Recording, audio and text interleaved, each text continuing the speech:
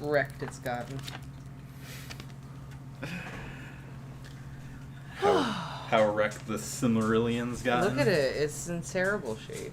Look at the wrinkles. Careful, everyone. She's finished the Silmarillion. She is now superior to everyone who That's has not. right. I have read the Silmarillion, therefore I am better than everyone else who has ever read a book. Hello, Kate, Dan, Ren, Lucas, Melanie, Oh, Glenn. Lucas. Hello. I haven't cleaned anything this week except poop. Not in our house. No, not at our house. I'm gonna say, out of context, not knowing what your job is. Yeah, fair enough. Someone might have questions. Yeah, that's fair. That's fair. Why is there so much poop? That's fair. Alright. God, I have so many emails, too. Alright, let's see. Yep, cleaning up the zoo. Oh, Glenn, you're a trooper. 12:05 a.m. Oh, wow. That's quite the late evening for you, for sure. My goodness. Sir, you have to calm down.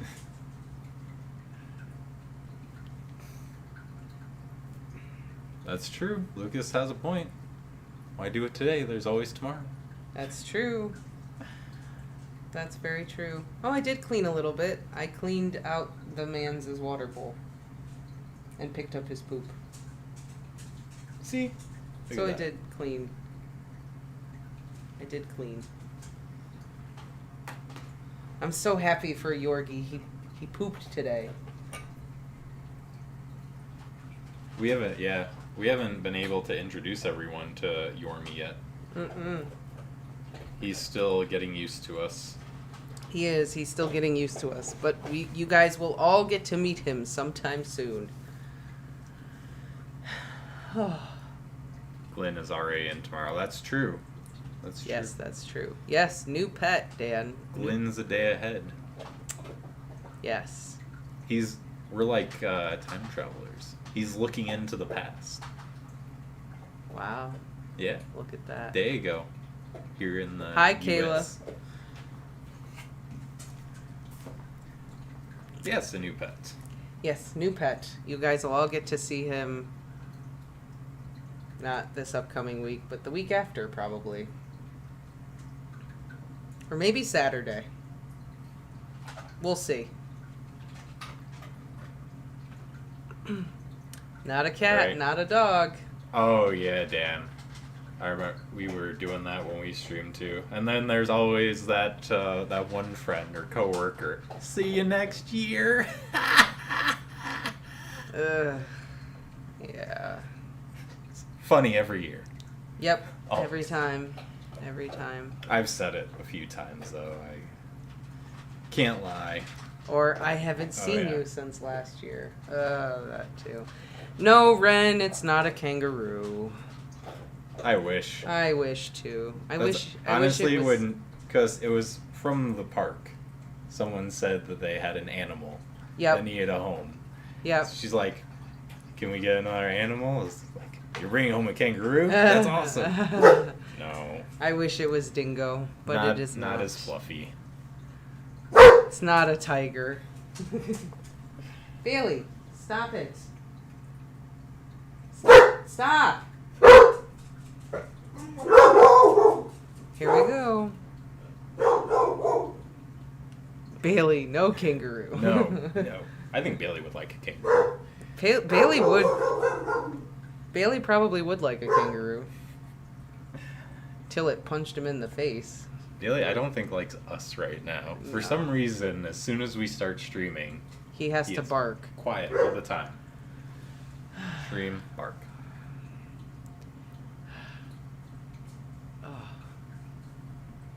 I bow to you. That is right. Everyone bask in the glory of my omnipotence now that I have read the Silmarillion. Ha ha ha ha ha! Everyone else is inferior. Tom says that they've been thinking about the gay angle. It's not consistent with the plot in the books. No, it's not. I was thinking about this on the way to soccer practice today, about the gay angle, and I was wondering if the author was trying to do the whole werewolf thing as kind of how people treated the gay and AIDS whole thing in the 80s and 90s. And I feel like maybe that's what she was kind of trying to go for, but I don't think that it read that way. For me. The whole, like, being ostracized, but Remus feeling like he's really a part of that group, and they're not really evil and bad, kind of almost like the gay community. Yeah. And the AIDS epidemic, but that is not... I don't know if that was their intention with it, but I could see that it might have been their intention, but I did not get that. I wish it was better for that, because I think it would be very appropriate for the current stage in society with, like, monkeypox and everything going around. Well, yeah, and Remus got married to Tonks, right? Dan. Oh, thank you very much, Melody. Thank you. Melanie. Sorry, I called you Melody. I am very sorry. I don't know why I did that. She's just gonna take that money back. Why you do that? Dan, you are an inferior person because you didn't read the whole Silmarillion. You only read half. Shame on you. Only slightly less inferior. No, he is still more superior than everyone else who hasn't read it at all. Lucas, we do not have Half-Blood Prince up right now. We are still trying to work out a way to be able to put our Harry Potter audio and discussions up and available. Someone did have a suggestion, which was... Melanie had a suggestion about the discussions. Well, we have had like a lot of suggestions, which thank you so much for helping us try to figure this out. But one person did have a great suggestion, which was just make a kind of throwaway account, and just upload them all there. Put them all on there. And which is a good idea. It's just, it's going to take a minute. Because that's a lot of uploading. It is a lot of uploading. Kate says she'd buy them. Oh, thank you, Kate. Thank you very much. Dan's like, oh, you get credit for trying. You do get credit for trying. But if you only got halfway through, you missed some really, really good shit. Second half of the book is awesome.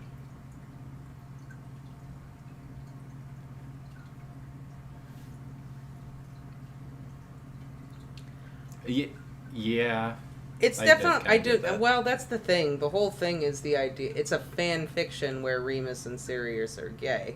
Sirius is not gay in the books. Remus is not gay in the books. But the author wanted them to be gay for the story. Which is fine. There's a lot of Sirius and Remus love story fan fiction out there. It's very popular. Because some people, when they read the books, they feel like they should be together, and they write it. I feel like in the beginning of this story, the author did a very good job of, like, integrating that within the story, so it didn't seem too out of place. Yeah. And then I don't know whether it's just maybe she wasn't, or they, because we don't know whether it was a he or she, whether they weren't sure where to go with it or how to incorporate it later on, or if they just didn't care anymore. I don't know, but it seems like they've just gotten all out on the gay angle and less trying to integrate it into the story that was already there. And just, here's this story, and it's just kind of overlapping everything else, because everything else kind of happens in the background. Right. Like we were talking about James's parents dying from the dragon pox. It was just, and then they died. Right. But it was a very significant event in the Potter series because they died before James had Harry. It was a would have been a very significant event in James's life. Yeah.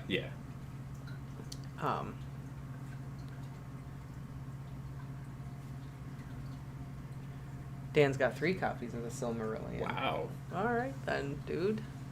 Any like collector's editions? Like really nice? Kindle copies. Oh, okay. Wait, aren't they all the same though? Kindle? Yeah, I would okay. assume. I just want to make sure. I Wonder didn't know what... if like certain ones came with like maybe extras, kind of like a DVD. I've never used a Kindle. I don't know. Rowling killed off James's parents so that Harry would have to go to the Dursleys. If James's parents were still alive, then Harry probably would have gone to live with James's parents versus the Dursleys. Yeah. That's why they had to die. And they would have treated him well. And then They would have spoiled the crap out of him. Oh, yeah. You thought James was spoiled. Harry would have been the most spoiled child ever. He would have made Malfoy look poor. Yeah. Yeah. Of course, Malfoy probably would have said something like, Harry's money was new money. Yeah, something like Harry would have been new money. That's what it would have been. Because they had entrepreneur money. They didn't have centuries of wealth and nobility and all of that. He'd be the head and shoulders kid.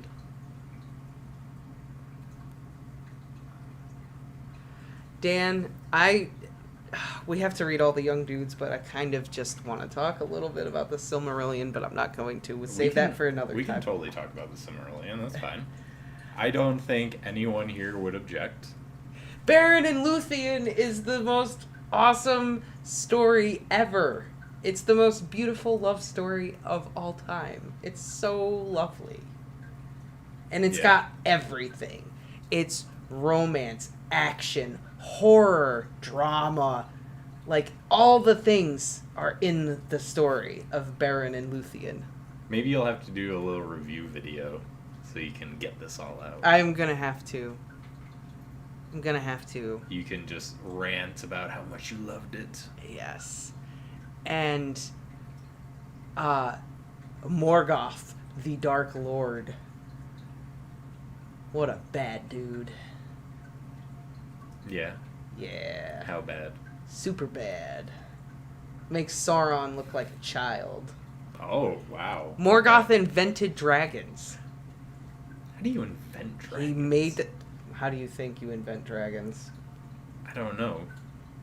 Sugar, spice, and everything nice, and then he dumps some chemical X in there? Well, there are differing theories about how orcs came into being that are pretty disgusting, involving... Was it just this dude mated with something he shouldn't have mated with? Or forced multiple elves to mate with all kinds of things that they should Just not see have. what comes out? Yes. And I feel like that's what Ew. happened with the dragons. Ew. Morgoth was a bad dude, I said. Makes you wonder what it was. What gives you a dragon? I'm not sure. Bat and a gecko? Well, the first dragon, Glaurung, didn't have wings. He was a big worm. Oh. Snake and a... Yeah. Another worm?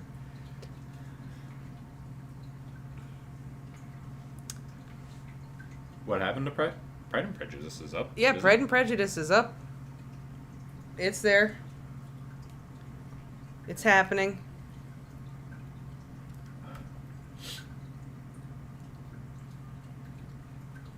Nope, Chinese dragons don't have wings. That's true. Glaurung was a worm. W-Y-R-M. That kind of dragon. That worm. That kind of worm. Should we just start reading? Because this is the big one. This is a big one?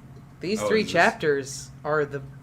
Oh, that's right. This is when... It's happening. Yeah, okay. It's happening! That's fair. That's fair. So shall we let it happen? Komodo dragon and eagle. You'd have to ask Morgoth, but he is currently in the void in spirit jail in universe jail of the Tolkien verse. So you can't ask him right now. I'm usually kind of lost when you talk about Tolkien, but now I'm just intrigued. I feel like this. Well, yes, but also just like this must be how you feel when I talk to you about like quantum physics. No, I can pretty much follow where you're going when you talk about quantum physics. Okay. Then I don't know. But it is said maybe computers. But it is said that one day Morgoth will break out of universe jail and come back, and there will be a great war to end all things. Ragnarok. Pretty much. So he's Loki. No, he's way worse. Wow. Okay. He makes Loki is very nice compared to Morgoth. Well, that was Fenrir. Fenrir is the one who has to escape to cause Ragnarok. They do chain him up with a chain that he can't break. Fenrir. Not the Greyback. The good Fenrir. Tolkien was super heavily influenced by Norse mythology. You can see it when you read the...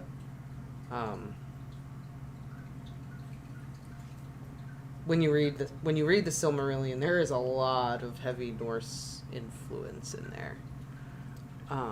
You didn't read the Silmarillion to each other? Anne McCaffrey? I have not heard of her. Have you? No.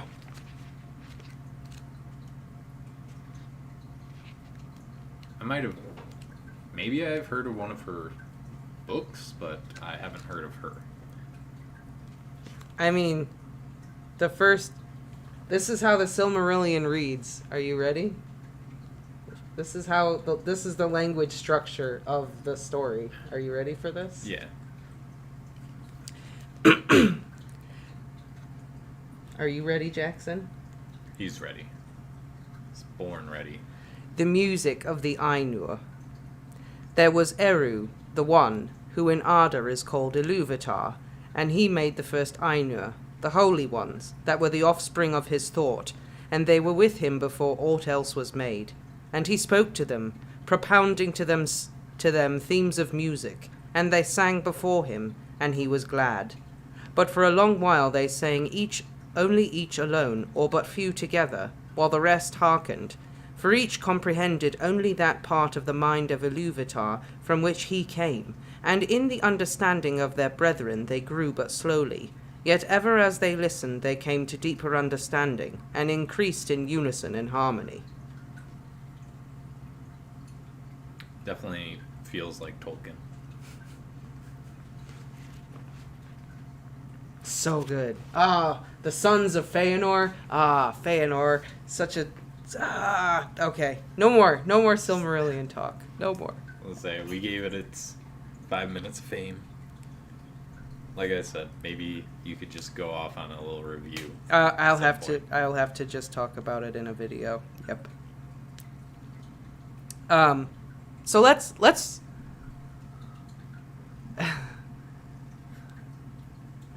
the number of characters in Tolkien is insane, and not just the number of characters, but you have all these characters, and then every character has 4 different names because the dwarves call them something, the men call them something, and then the elves are split into like 3 different groups, and every group of elves each calls everyone something else.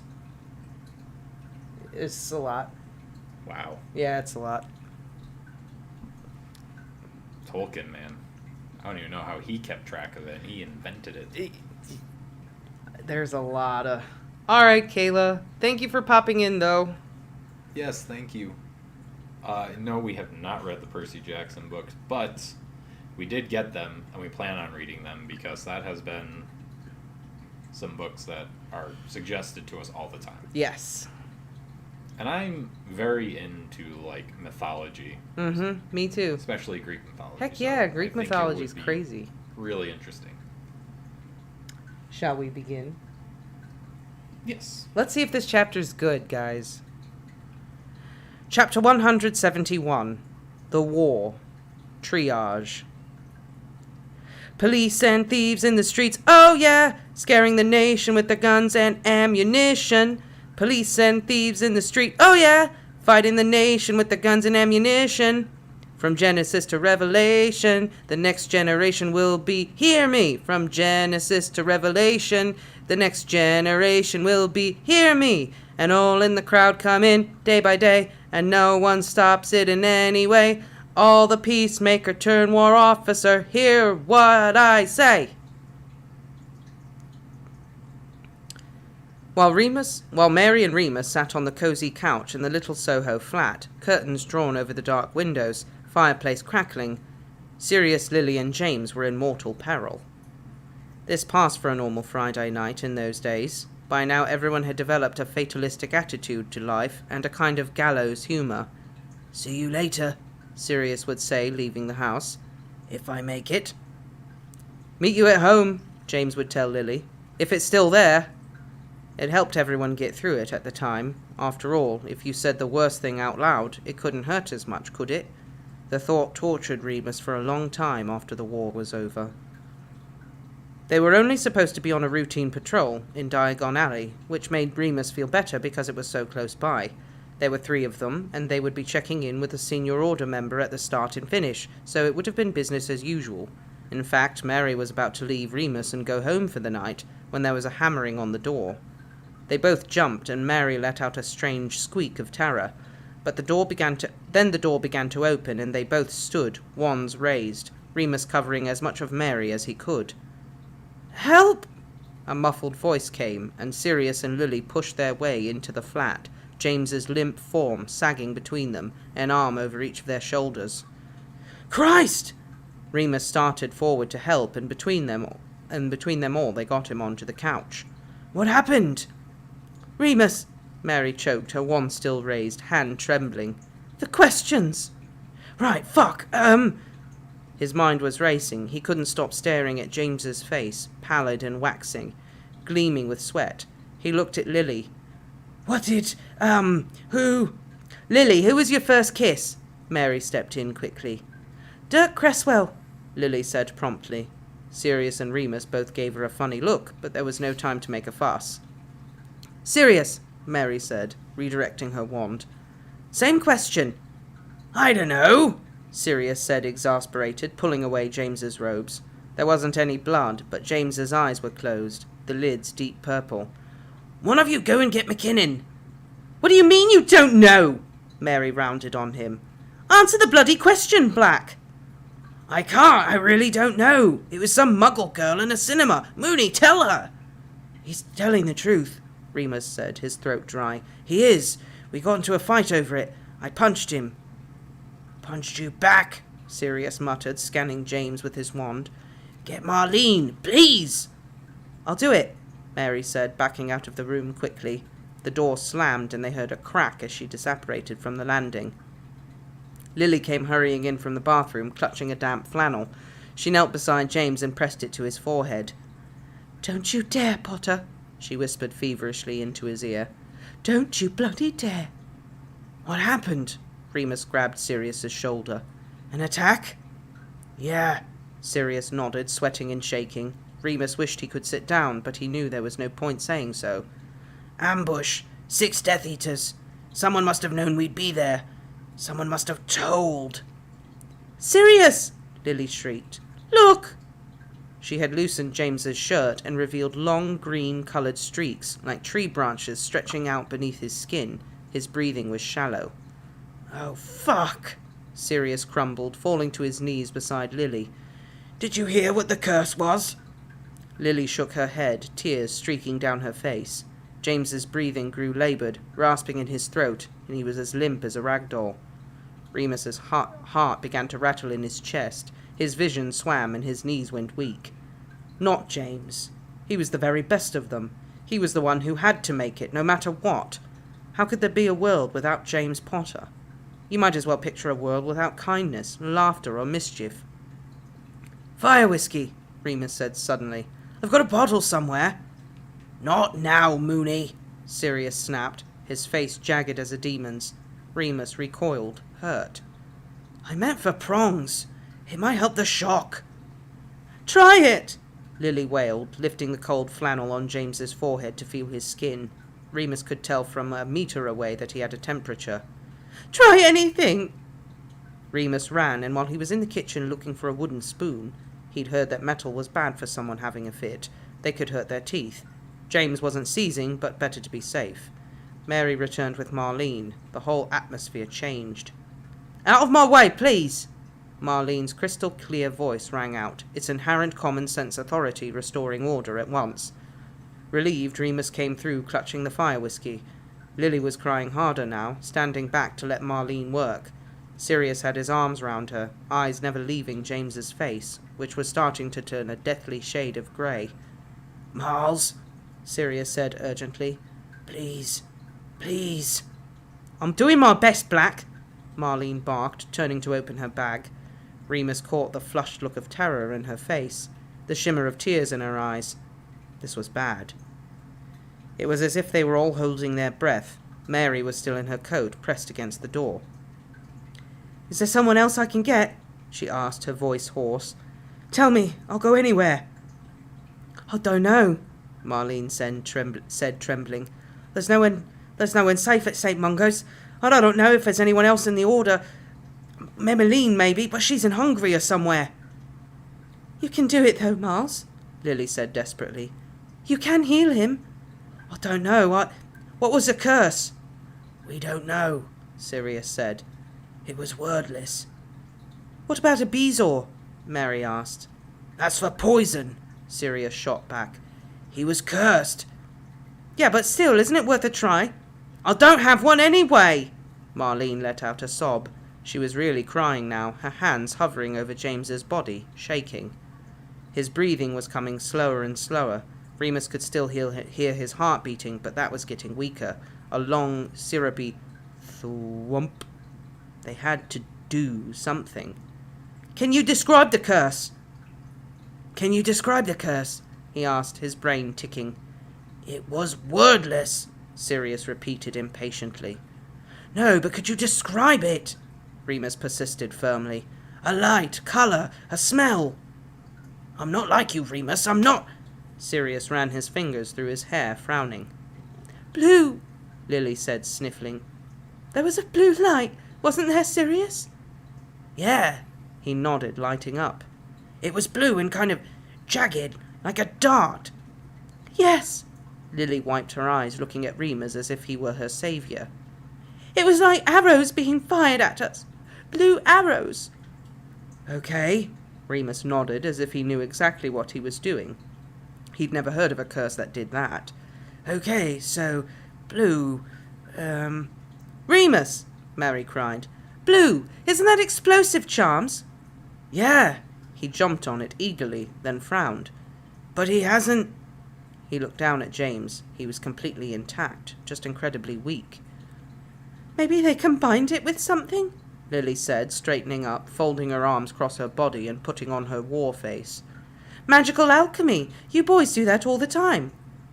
Or it could have been a mistake, Sirius said, leaning in, his eyes finally focusing properly. That happens all the time, too. Yeah, Remus agreed.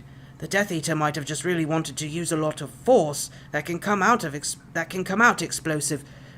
Oh, did you have shield charms up? We did. Lily nodded, the lines in her forehead deepening. But James, his had just dropped, just for a split second. He was trying to... She looked down. He was trying to protect me, Sirius said very low. Last thing he did was disarm that fucking Crouch kid. He was about to get me with an unforgivable. Remus blinked with shock, and then shoved that feeling down as far as it would go, because he needed to deal with James now. Okay, he swallowed. Okay, so what if whoever hit James was just a bit slow? Tried to get through the shield charm just the second it went down? That makes sense, Lily said, her face bright with tears and sweat and hope. That accounts for the short bursts. Okay, great. Remus looked down at Marlene, who was staring at him, eyes as big as saucers. What do I do, Remus? she said, her voice very small, as if they were back at the library at Hogwarts and she didn't understand a transfiguration principle. How would that hit him?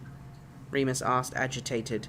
He didn't know what to do. She was the one with 2 years training as a healer. What would it do? Think. I'm trying, Marlene said, still shaking. Remus wanted to take her by the shoulders and really shake her. She had to get herself together. This was James. He had a baby and a family, and Sirius needed him, and Remus needed him. They all did. Marlene just kept staring at them all, frozen. Miles? Mary came over quickly, squatting down next to her friend. She did take Marlene by the shoulders, but she didn't shake her. She hugged her and stroked her hair. Sweetheart, she whispered into the silent room, you can do this. You're the cleverest person I know. If anyone knows what to do, it's you, okay? Marlene shut her eyes for a moment and breathed in deeply. She opened them and nodded. Right, she said, turning back to James. It would have been hard, right in the chest. It would have... Yes, it does make sense. She began to mutter to herself and then moved her wand, a warm, soft lilac glow emanating from the point, pooling over James's prone body, sinking in slowly like foam. They all held their breath once more while Marlene worked. Sirius was holding Lily's hand, and Remus could see her knuckles turn white as she gripped him back. Mary stayed by Marlene's side, kneeling on the rug beside the couch, her head bent as if praying. Remus just clutched his bottle of whiskey and felt as though the world were falling out from under him. There was nothing to do but watch and wait, listen to Marlene's steady muttering, and try to keep perspective. The magic she was using had a sweet fresh scent, like cut grass or budding leaves. The smell of springtime, of regeneration. That was a good sign, Remus thought. He wished he'd learned more from the werewolves. Their healing techniques had been flawless. But maybe that only worked on other werewolves. James's breathing was getting steadier, his heart rate a bit stronger. Whoosh, whoosh, whoosh. Remus could hear his blood pumping faster already. It's working, he said, getting a bit closer to hear better. You're doing it, Marlene. Oh, thank you, Lily said, covering her eyes with her hands. Thank you, thank you. Marlene stopped muttering and felt James's pulse. She sighed with relief and nodded. Stable, she said. Then, looking up, might as well give him a stab of that whiskey, Remus. After they'd got a bit of that down him, Marlene gave James a strengthening potion. He was getting a bit of colour back by then, and his chest was rising and falling evenly. They were out of the woods. Still, Marlene didn't want him moved, not until he'd regained consciousness. He can stay here, Remus said. Of course he can. It's safe, isn't it, Padfoot? Sirius was watching Remus across the room. He was thinking, Remus could tell, he had his problem face on. For some reason it made Remus go cold. Padfoot? Padfoot? Yeah, Sirius said slowly, but we thought Diagon Alley was safe enough. Well, he's here now, Lily said, getting up from James's side. He's saying, I have to go home. Peter's looking after Harry. He must be so worried. I'll be right back. Someone should go and get Dumbledore, Sirius said abruptly. What for? Mary asked. He ought to know we were attacked. He ought to know somebody told the Death Eaters where we'd be. Sirius! Mary stared at him, her mouth open. Are you saying someone in the Order? Sirius nodded. He didn't look at Remus again. I'll go, Remus offered. No, Sirius said. You can't. You need to stay here. It's not safe for werewolves. It doesn't seem safe for anyone, Marlene retorted, standing up, wiping her forehead. You go, Sirius, since it's so important. Remus, Mary and I can stay and look after James. Sirius looked at James and then at Remus. Not his face, though, just his general direction. Okay, he said. I'll be really quick, and headed out of the door. The three women looked at Remus awkwardly. Lily came over to squeeze his shoulder and said gently, He's just upset, love. He blames himself for what happened. James was trying to save him when he got hit. Don't take it personally, all right? I know. Remus raised his chin manfully, squashing down all the bitter, rotten emotions. It's fine. We're all in shock. It's fine. I've got to go, Lily said again. Harry. I'll come with you, Mary said. We should go everywhere in pairs. That's what Moody would say. They both left, and Remus tried not to think about the fact that Sirius had vanished into the night completely alone. Marlene had collected herself by now and was bustling about, making James comfortable. I should have told Lily to bring him some pyjamas. Maybe she will anyway, she said. Have you got a pillow and some blankets for him, Remus? Yeah, of course. Remus nodded, hurrying to the bedroom, coming back with 5 blankets and 2 pillows. They were the only 2 pillows they had, actually. He'd taken them right off the bed. Marlene was checking James's pulse again when he came back. Is he okay? Yes, Marlene nodded. Still steady, or was just checking? They made up a bed on the couch for him. Remus took his shoes off, but they decided to wait until Lily was back to undress him. He looked as though he was just sleeping. Remus smiled.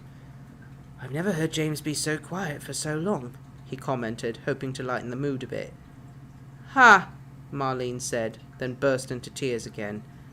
Hey, Remus pulled her to him. It's over now. Please don't cry. I'm sorry.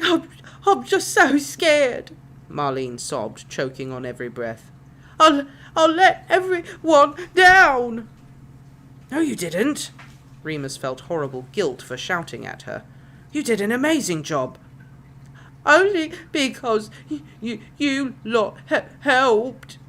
Well, obviously. He kissed the top of her head. That's what friends are for. The power of friendship. I just gotta stop there and ask a question. So, does the color of the spell actually relate to the type of spell? I know, like, different spells have different colors, but is it, protection charms or all red or... No. No? Anything that can kill isn't green? I mean, Avada Kedavra is always green. But you can kill someone using another spell. Well, yeah. I wasn't sure if there were any other spells that, wasn't instant death, but... I mean... were made purely to kill. Spells are very specific colors. Like Septum Sempra. But they're not grouped by category. Gotcha. So, I heard it and it sounded wrong. Yeah, that's not right. And also, hello, Vane. So, did get your message. We just didn't know her schedule until today. So, we'll get to you about what we're doing with the fair.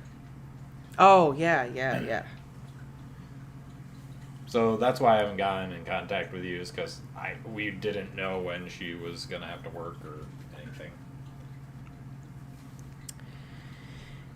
Lily and Mary returned first. Lily cradling Harry in her arms, who was sleeping mercifully. She went straight to James's side once more. I brought some of Effie's potions, she said, harried.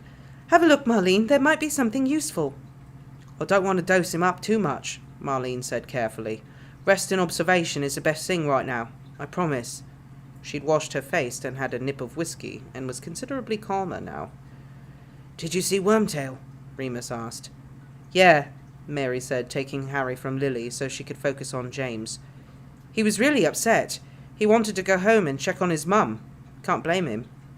No, of course, Remus agreed. He'd want his mother too if he had one. He made a strong pot of tea and everyone took a cup, but no one drank any. Marlene and Lily poured over James, undressing him and tucking him into bed, plumping up his pillow, while Mary gently rocked Harry in her arms. Remus watched the 3 of them, like saintly maidens in a church altarpiece, and felt completely useless. Could we move him to the bed? He said, annoyed he'd only just thought of it. Then you can sleep next to him, Lily. Better not for now, Marlene advised. Right, I'll make you up a bed here. He tried to remember some transfiguration charms, though conjuring furniture was something Sirius was better at. Don't worry, Remus. I'm not going to sleep, Lily smiled tiredly. I don't think any of us will, Mary said. I phoned Mum. All right if I stay here too, love? Of course, he nodded. And of course Marlene wouldn't be going anywhere until she was certain James was going to make a full recovery. In the end, they'd agreed to sleep in shifts and take the bed 2 at a time. None of them wanted to go first, of course, and they all settled in for a very long night. Remus leaned against the mantelpiece, listening to James's heart beating across the room. He He kept picturing his friend suddenly sitting up, grinning at them. "All right, you lot. Bloody hell, who died?" Finally, Sirius returned with Dumbledore, and any peace they'd managed to reclaim was shattered. "I need to know everything," the old headmaster said, his face severe, eyes burning like the blue centre of a flame. Sirius and Lily began talking. They explained how everything had been routine, standard, boring if anything. They'd done a sweep of Diagon Alley, even Nocturne Alley, and found everything perfectly safe and secure. Then they'd left via the Leaky Cauldron exit and had decided to walk to the check-in point as it was a nice evening and not too far. They were supposed to meet Dorcas Meadows in a Muggle cafe on Tottenham Court Road, but they'd been ambushed before reaching it. "You couldn't have been followed?" Dumbledore asked, looking at both of them. They shook their heads. "We made sure," Lily said. "They weren't behind us, they were ahead. They were waiting for us." "Shit, someone ought to tell Dorcas," Sirius said suddenly. "After James got, we'd better get out there fast. There wasn't time." "It would not have mattered." Dumbledore waved a hand. "Dorcas Meadows is dead." The room fell silent. Harry woke up and started to cry. Lily took him from Mary at once, clutching her son close to her chest. Sirius spoke first. "I'm right, aren't I?" He looked Dumbledore directly in the face. "There's a spy in the Order." Ooh, Dorcas, the first one to go. Wormtail. Peter's ex-girlfriend. I think he couldn't let her go. Nope. If I can't have her, no one can. We can blame everything that happens on Dorcas now. She had just been with Peter instead of, I can't remember why she left him. I mean, I could probably figure out some reasons, but yeah. Snape's Avada Kedavra was blue in the movies. That might just be the movies getting it wrong, considering they got a lot wrong. In the movie, they messed up. I mean, the later movies do have, like, a very strong blue filter on a lot of them. Oh my god, yeah. So... Or, yeah, maybe... I'm assuming that was, like, that was just there to set up there's a traitor amongst us. And I think Sirius is suspecting it could be Lupin. He wouldn't look at him the whole time. But, or maybe there is something to the different colored spells. Maybe when you do it with different intentions. No, because they identify them by what they are. Like, Harry knows a flash of red light is stupefy. And then say things like, this Death Eater shot a purple curse at so-and-so, and they don't know what it did, but it was purple, and then it was awful. Okay, I'll go with you on this. I never really paid attention. I And know some spells wouldn't have a color. Green, and Expelliarmus was red. Other than that, I really don't know. Yeah. Yeah, the purple flame thing was at Hermione. Mm-hmm. Yeah. And then some spells don't have colors. Like Septum Sempra.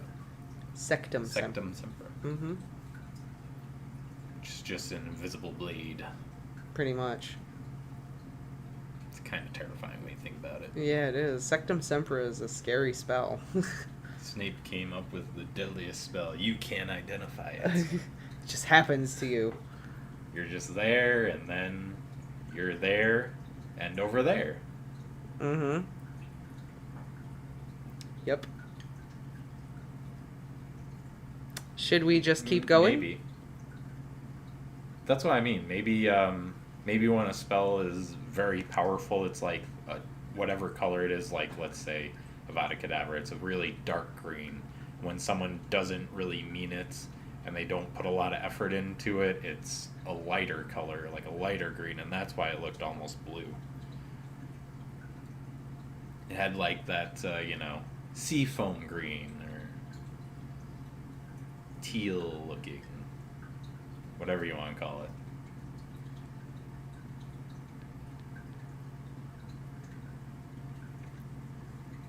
You know, when you just kind of want to disarm someone, it's like a, you know, a hot pink.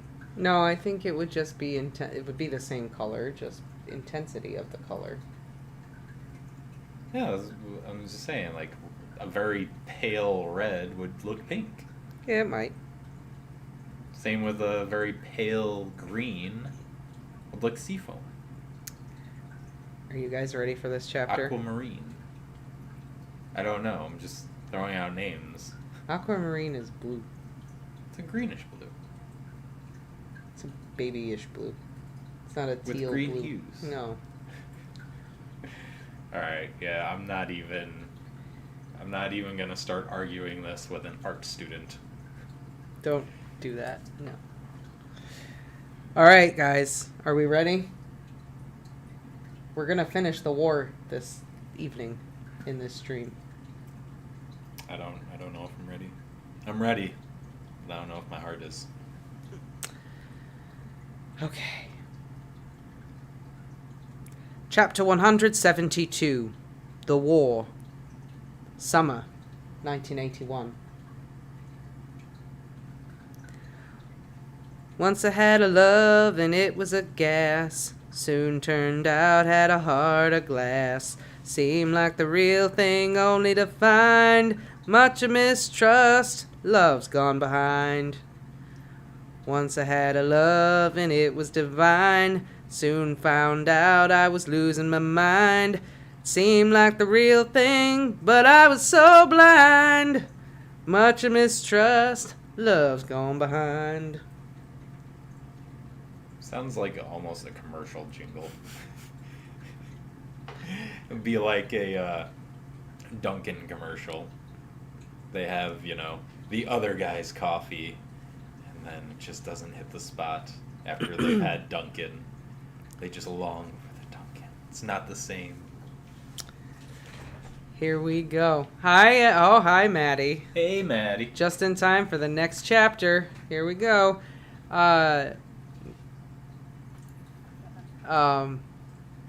FYI,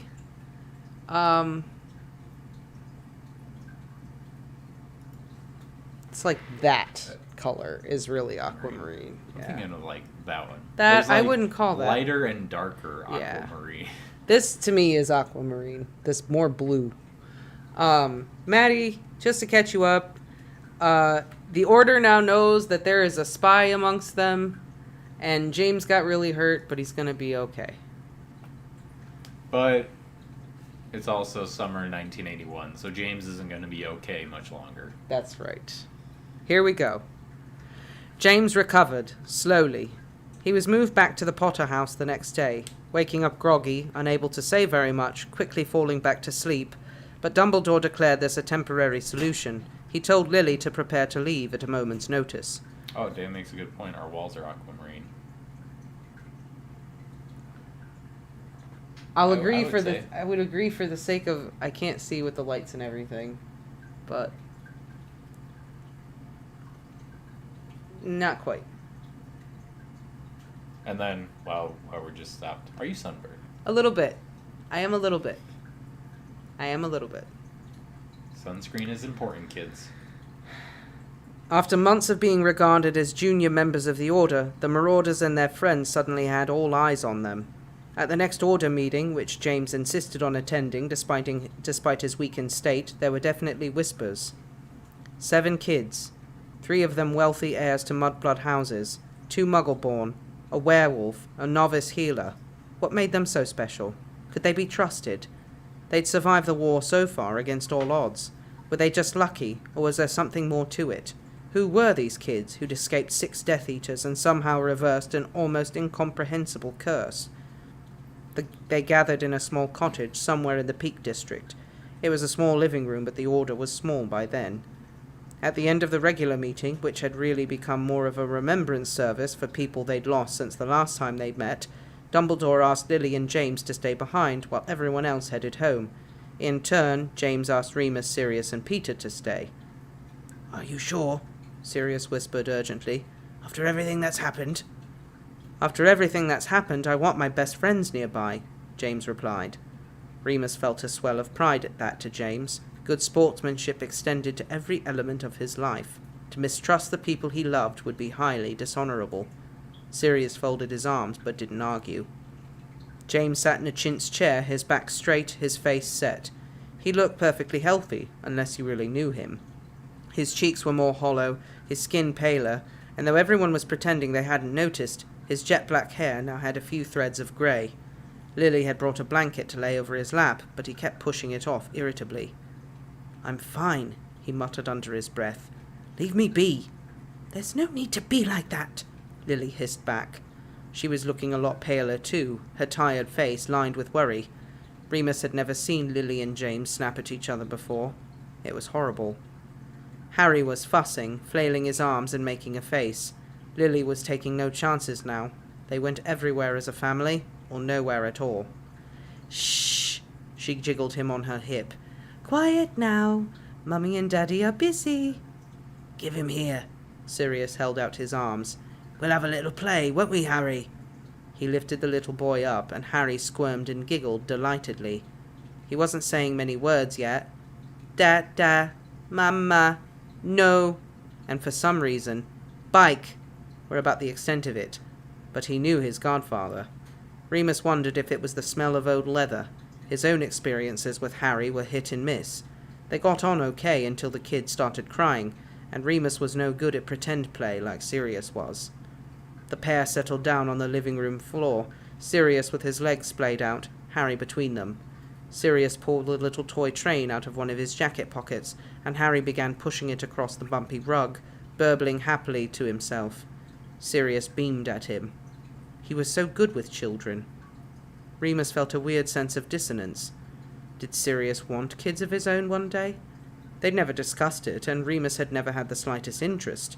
He didn't feel qualified to be a parent, and he wasn't sure he ever would. Maybe it was that, then? Maybe that was why Sirius was acting so strangely? Remus's private worries were interrupted then by Dumbledore, who cleared his throat, commanding everyone's attention. "We have reason to believe," he said quite calmly, "that Voldemort's focus has changed." Everyone looked up, even Sirius. "We've received some information that the Dark Lord has become aware of a prophecy that was made early last year, which seemed to refer directly to him." "A prophecy?"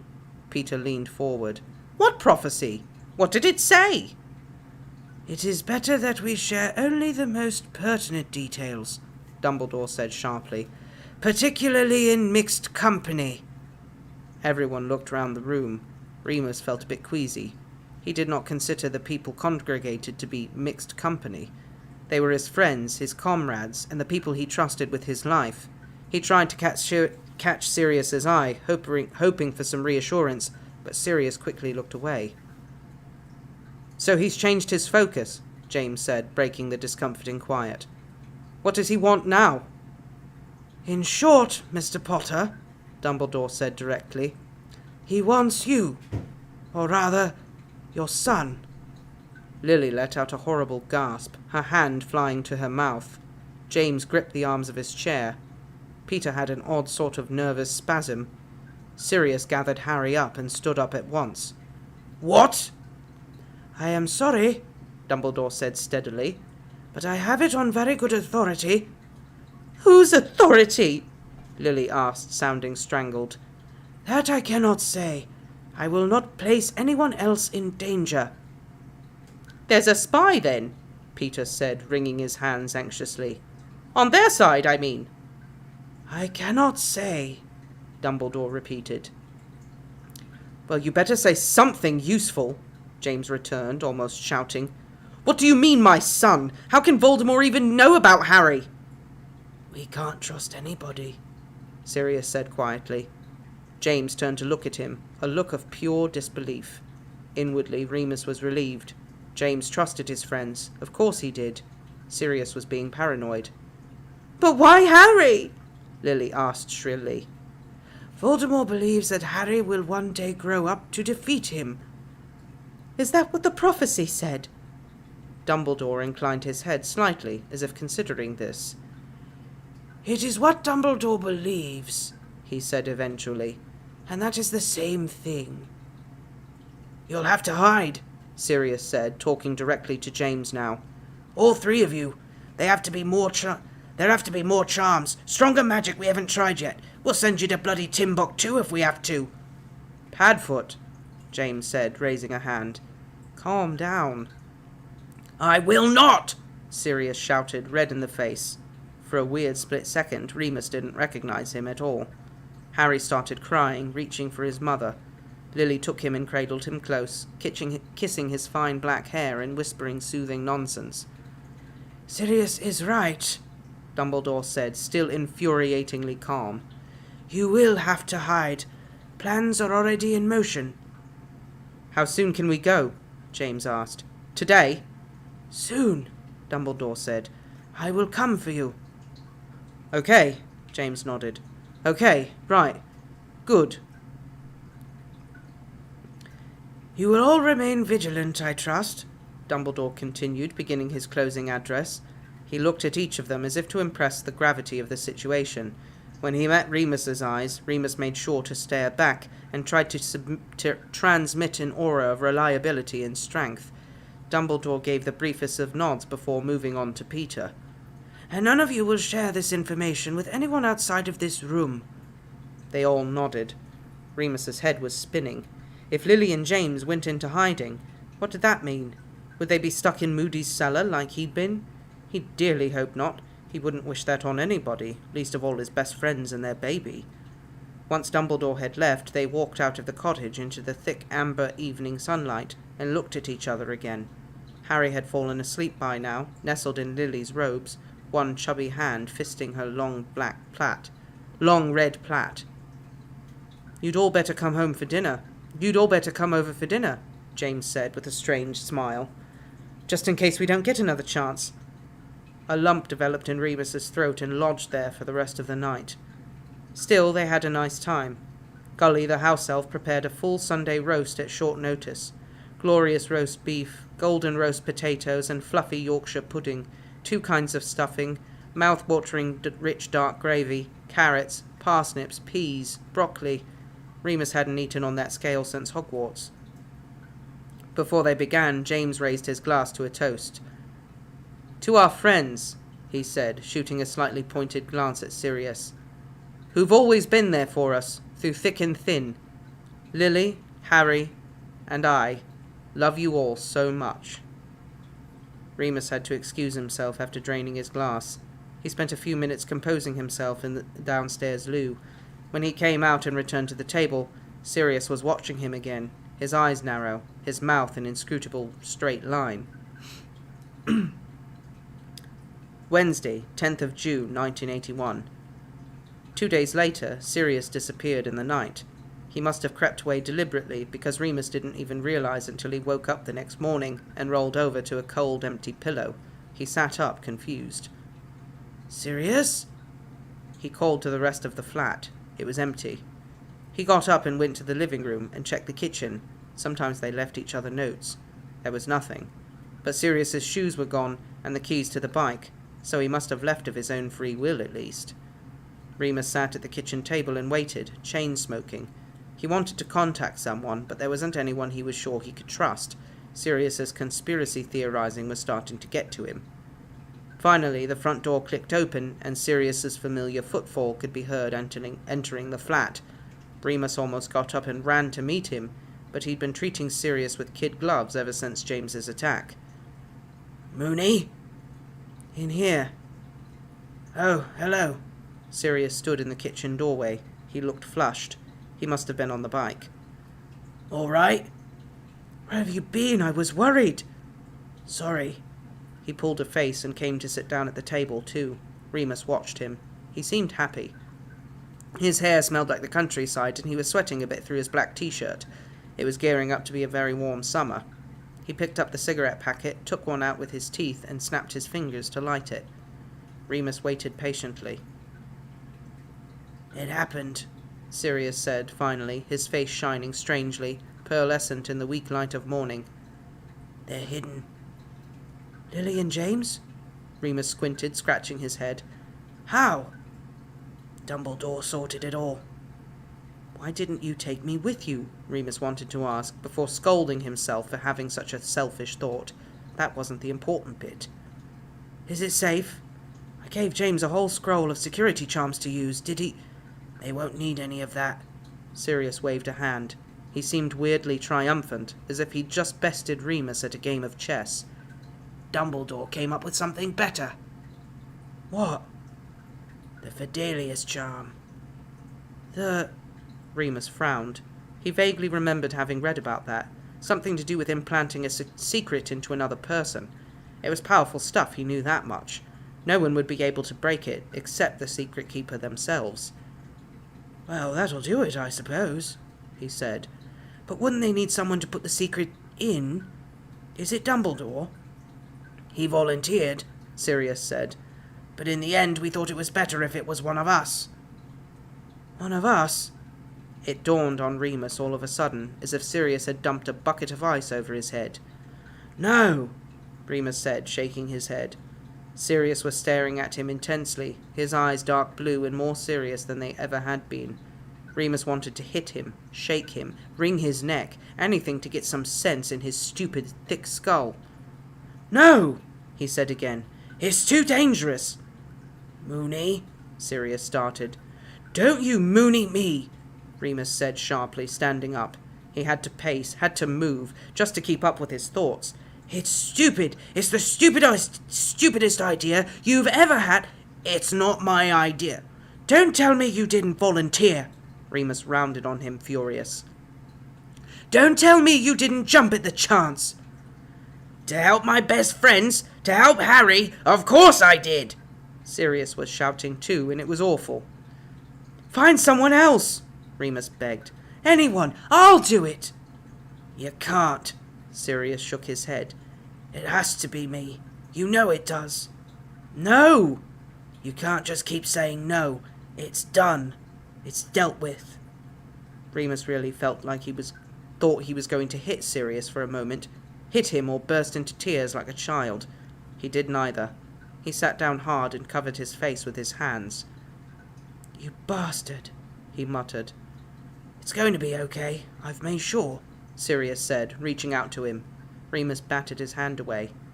You just did it, without even telling me. I'm telling you now. Remus glared at him. He was going to say something he regretted in a minute. If he didn't leave, he was going to say something he could never take back. He swallowed his rage, stood up, and walked out of the flat.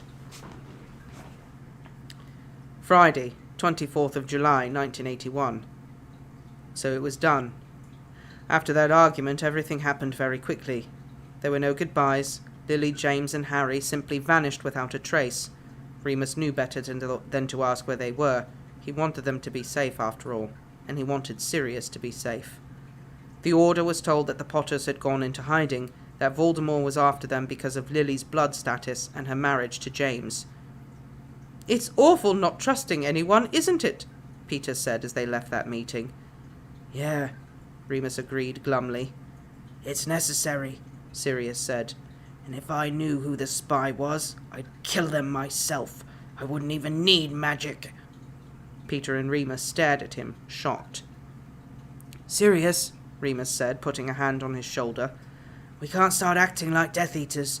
James doesn't want his child to be murdered by a lunatic on a power trip, Sirius ranted, jerking away from Remus's touch.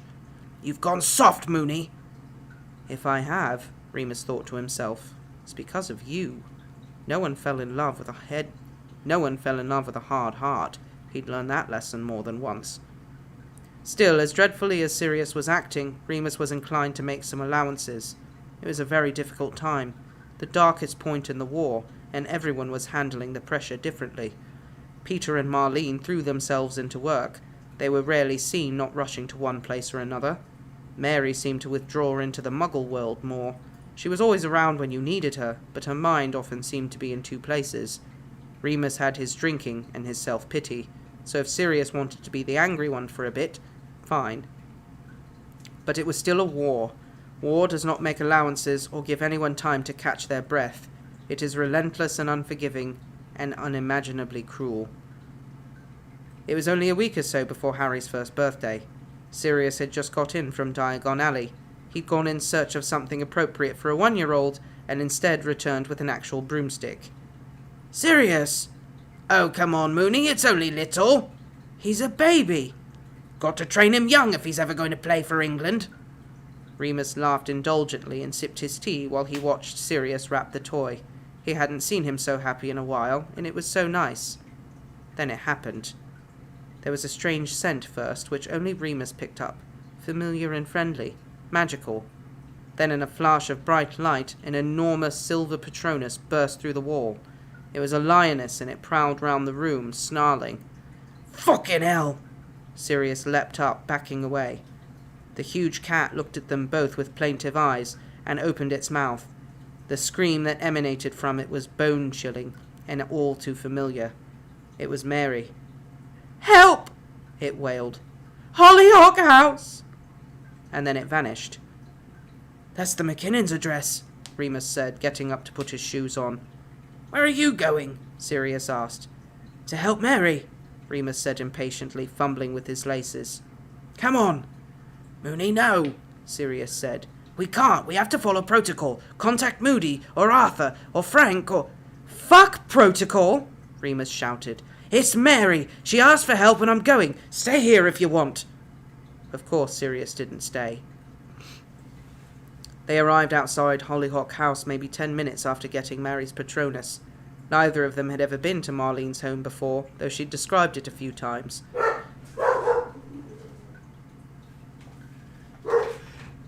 I'll go get him.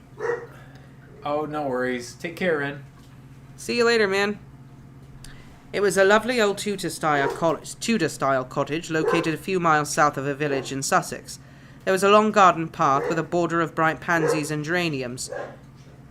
Red, purple, yellow, pink. What's your problem?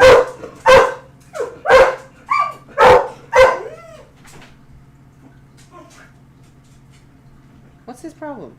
There's some people up front walking. They have a dog with them. The front door was painted a soft, dusky green, and if you craned your neck, you could just make out the tops of 3 Quidditch hoops in the back garden. It might have been pretty anyway, but not today. Mary was standing at the top of the path by the roadside, frozen, staring blankly up at the blue sky. The dark mark hung over the yellow thatched roof, an enormous black cloud, the unmistakable shapes of skull and snake. "No!" Remus gasped. Mary turned to him with tears in her eyes. "They're all dead," she said. "Are you sure?" Sirius said, taking a few steps up the path, wand raised. "Yes," she said. "Yes, they're all lined up, very neatly." "What?" He looked back at her, frowning. "Lined up, in a row," she repeated. She swayed for a moment, and Remus put his arms round her in case she was going to faint. She leaned into him, weeping silently. "Stay with her," Sirius said, continuing up the path. Remus began to tremble. It was like a nightmare, like a horror film. He watched Sirius approach the door, push it open, called inside. "We were supposed to meet for lunch today, but she never came," Mary whispered against Remus's shoulder, still clinging to him. "I thought she was just busy at the hospital. I tried to find her after work, but they said she'd never gone in, and so I came here and I—" "It's okay," Remus said, "because what else do you say?" "The mark was there and the door was open and— Oh God, Remus, all of them! Her mum and her stepdad and Yaz and Danny, just lying there. Oh, I caught their eyes!" She began to sob in earnest, and Remus held her tighter, feeling his insides turn to water. Sirius came out of the house. Even at a distance, Remus could see the look of horror on his face. He made his way quickly towards them. "I'm going to get Moody," he said. "I'll be back as soon as possible, okay? Don't go in there." And with that he disapparated with a loud crack. "That's it!" Mary cried, hysterical. "It's over! I can't do this anymore!"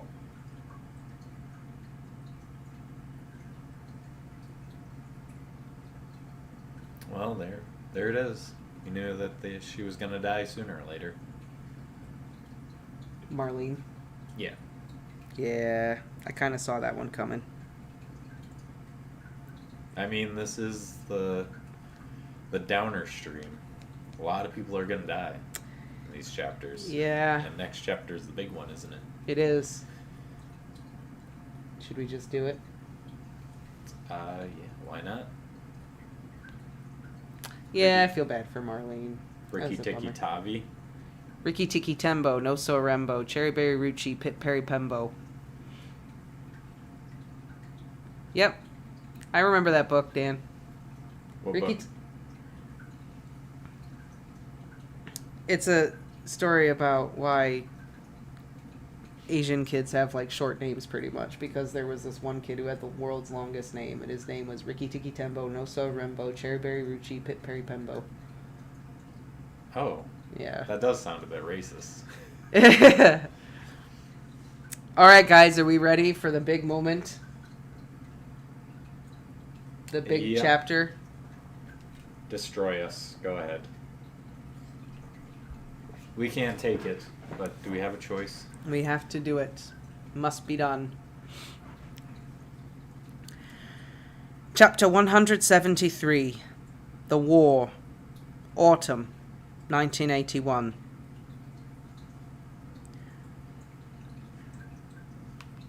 Hang on, I just wanna...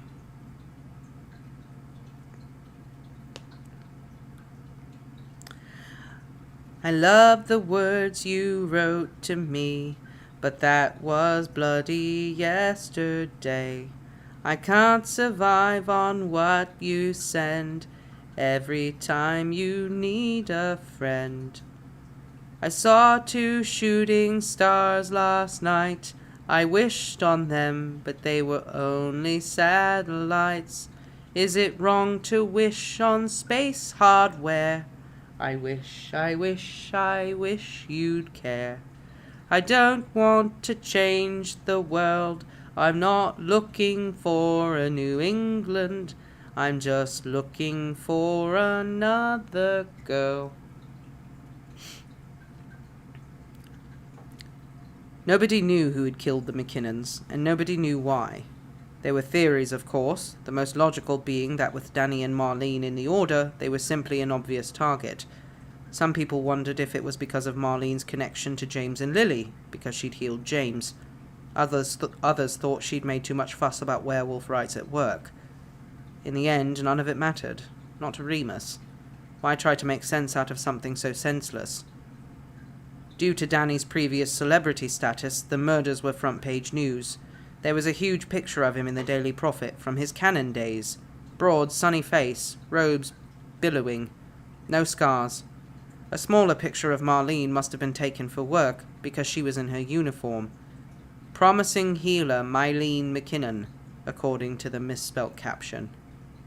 Yasmin wasn't mentioned at all, though Sirius told Remus they were found lying beside each other, and their fingers were still touching. "Remember in 3rd year," Sirius said in the days that followed, "we all thought you 2 fancied each other." "Yeah," Remus replied in a monotone. "She was a better beater than me. Wish I'd told her." "She knew," Remus said with a sad smirk. Mary was not heard from a long while. Marlene's death hit her harder than anyone. They'd been practically inseparable since they were 11. Remus remembered how annoying he used to find them, before he figured out that girls were just people too.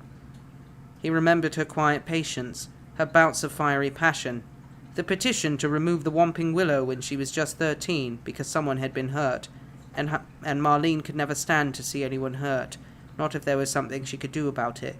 If any one of them had it in them to change the world, it had been her.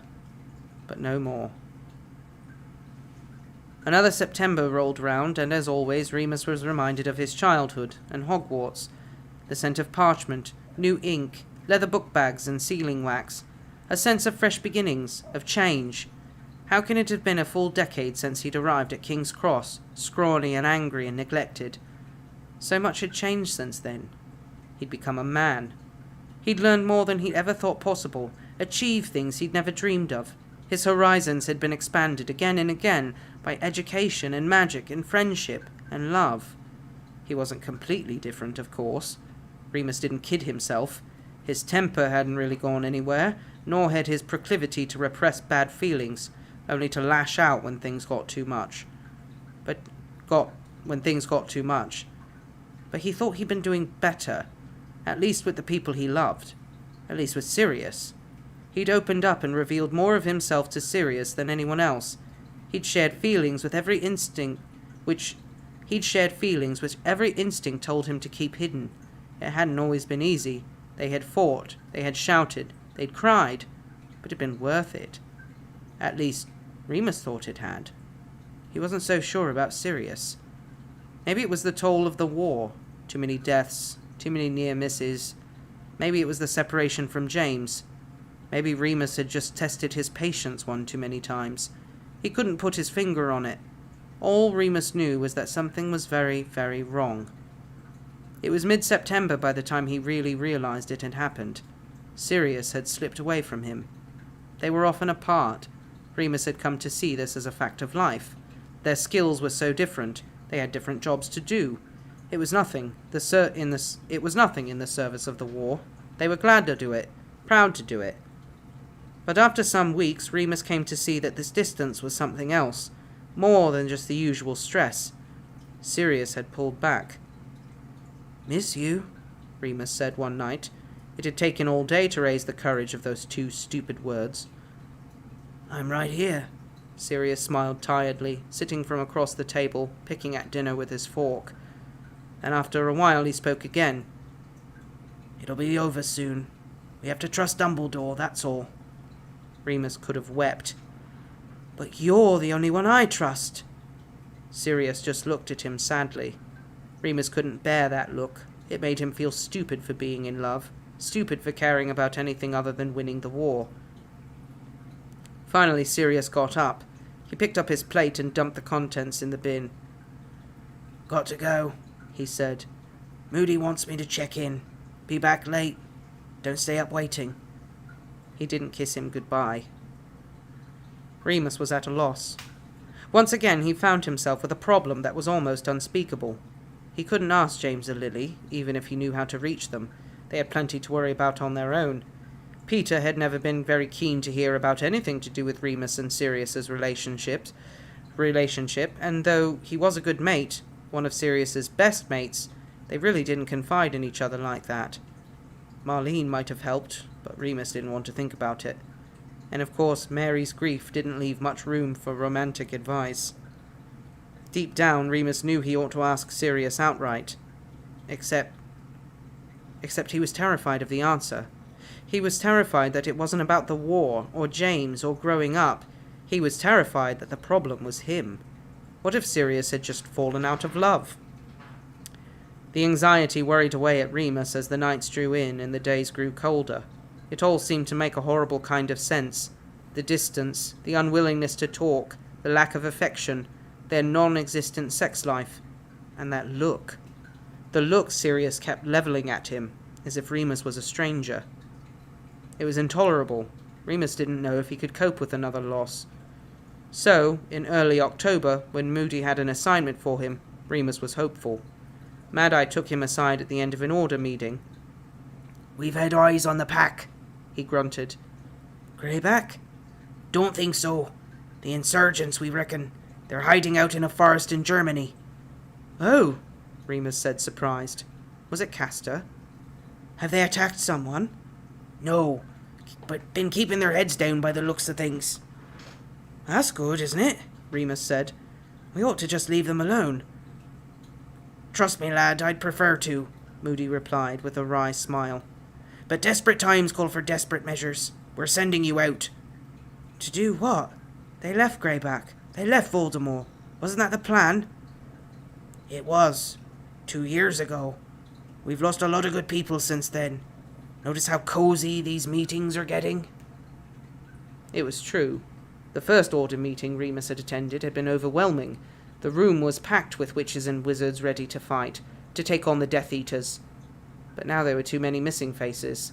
The McKinnons and the Potters, the Pruitts, Old Darius Barebones, Dorcas, Caradoc Dearborn, Benji Fenwick, Ferox. So, Remus thought hard. Now you want to recruit the werewolves. Bingo. After years of legislating against them, after forcing them out of their jobs, out of their homes. Remus knew he was being rude. No one spoke to Alistair Moody like that, but he was too tired and too battle-weary to care. Moody didn't seem fazed. Remus supposed he got a lot worse abuse from much scarier wizards. We know it's a big ask, but as I said, desperate times. And is there anything I can offer them in return for, their lives? Voldemort's worse, Moody returned. Whatever their lives are now, Voldemort will only make 'em worse. Remus sighed heavily. Fine. He was ready to go anyway. He was ready for a change, ready to get out of London, out of his miserable life, and back to being useful. He even entertained the idea that a long absence might help the Sirius situation. Didn't absence make the heart grow fonder? It might be a relief, some breathing space, some time to think.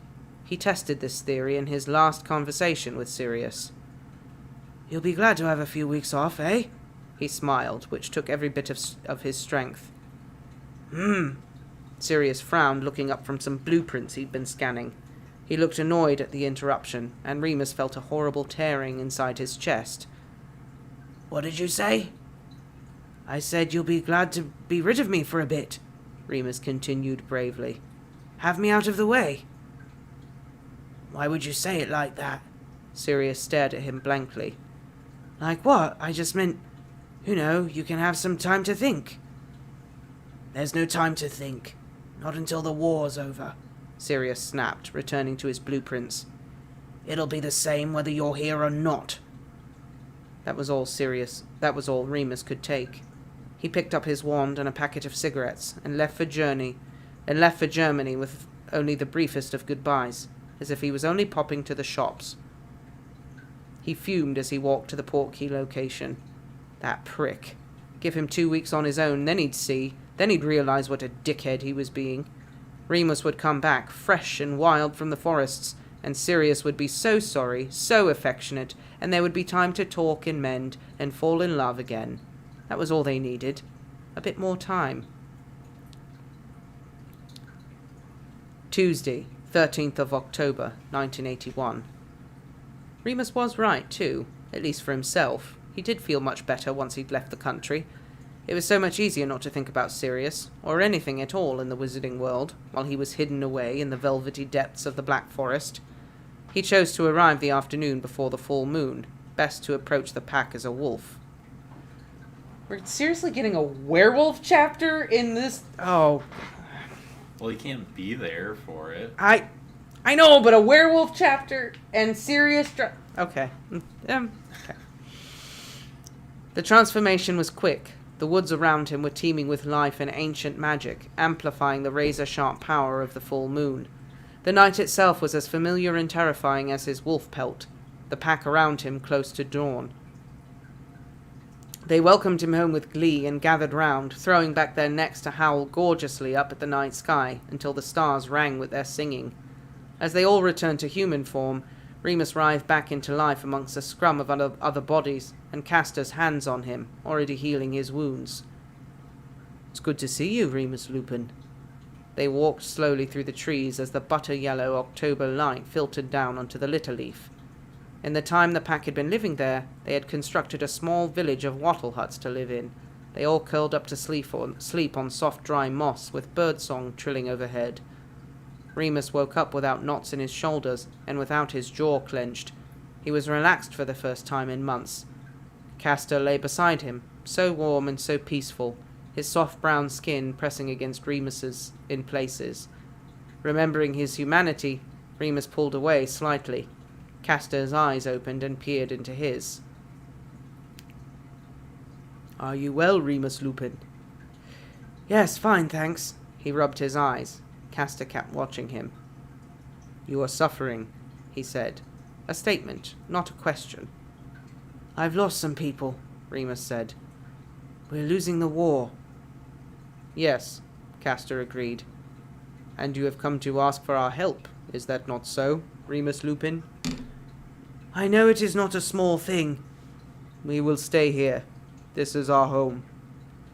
You understand I wouldn't ask unless the situation was desperate. You understand Voldemort won't spare werewolves either. We do, Castor said simply.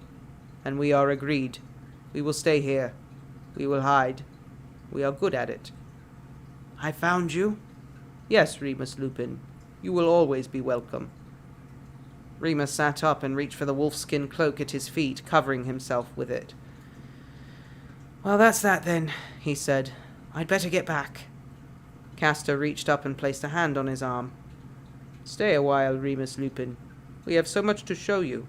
Perhaps then you will see. So Remus stayed. He thought that if he spent a bit of time with them as before, he might be able to talk to them, change somebody's mind. Most of them had visiting family back in the UK. He had to be able to appeal to them, surely. He couldn't go back to the Order without trying. Everyone else was giving their whole selves to the fight, and this was, after all, his purpose. If he couldn't be a decent emissary to the werewolves, then what good was he at all? Still, it wasn't a difficult decision to make. It was no great sacrifice. He had nothing to go back to except a very difficult conversation with Sirius. And he did talk to them.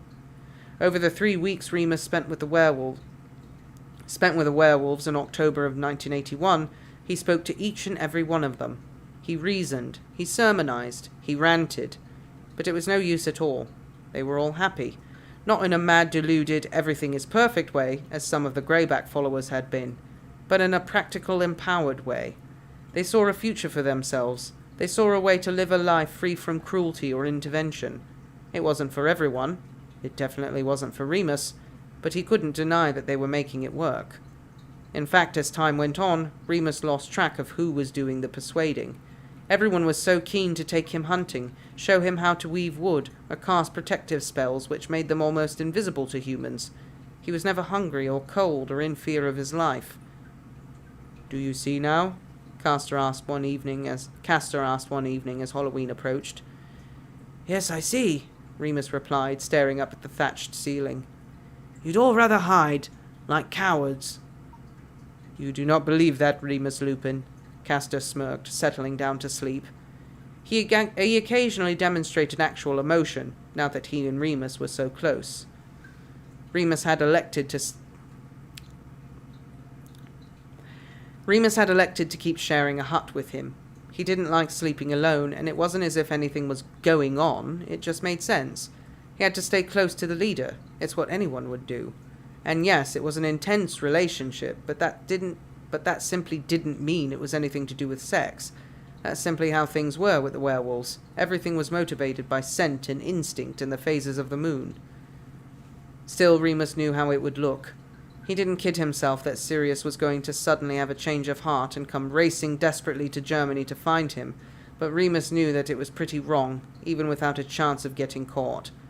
It was pathetic, too. He scolded himself about it through the long dark nights. You're a ridiculous excuse for a man. A few weeks feeling ignored and you're cozying up to the next good-looking bloke who shows you any interest, and you haven't even got the balls to do anything about it. In the end, it was his desire for Castor that told him he needed to leave, and his love for Sirius. Remus had done some very drastic and very stupid things in his life, but he was not going to run away to live in a forest just to escape talking to the love of his life. He would go home, and he would force himself to confront it. He would do everything he could to keep Sirius, because deep down, he knew it was the only thing that mattered. 2nd of November, 1981. The portkey had closed, and Remus couldn't get in touch with anyone. He had to get himself back to Britain alone, apparating part of the way, hitching lifts the rest. By the time Remus had staggered his way into London, he hadn't even the energy to apparate. He got a bus instead, and fell asleep halfway to Leicester Square. He got off and stopped at his usual corner shop for a pouch of tobacco. He bought 2 Mars bars as well. If Sirius was in, he could have one. If not, then tough luck, Remus would scoff them both. As he unlocked his front door, he could hear the phone ringing. It took him a few moments to get in. The wooden frame had swollen with the rainfall, and the door got gummed up sometimes, but when he got in, it was still ringing. Must be urgent, he thought absent-mindedly. He shouted, "Padfoot, you in?" as he crossed the room, then lifted the receiver. "Hello? Hello? Remus, is that you? Mary? Aye, I just got back. Where the hell is everybody?" There was a strange silence on the end of the phone, and a horrible static prickle ran down his spine. "Mary? You haven't heard. Jesus Christ, Mary, what?" "Remus, something awful has happened." She started explaining, and Remus fell to his knees as the whole world began to fall apart.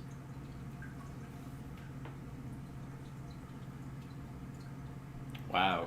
Remus finally makes a mature decision. And everything crumbles. Yeah. Do kind of feel bad for him there. Finally seems like he's growing. It really did seem like he finally was figuring it all out. And then, bam. This next one is really short. We can read it real quick. Okay. We'll just read it, because it's like pretty much a continuation. Alright. It's super short. It's the epilogue The epilogue of the war. Oh, gotcha. Chapter 174. Armistice. He who endured my hardships with me, he now has gone to the fate that awaits mankind. Day and night I have wept for him. I would not give him over for burial. For what if he had risen at my cries? 6 days and 7 nights I waited, until a worm crawled out of his nose. Since he is gone, there is no life left for me. Poor Sirius.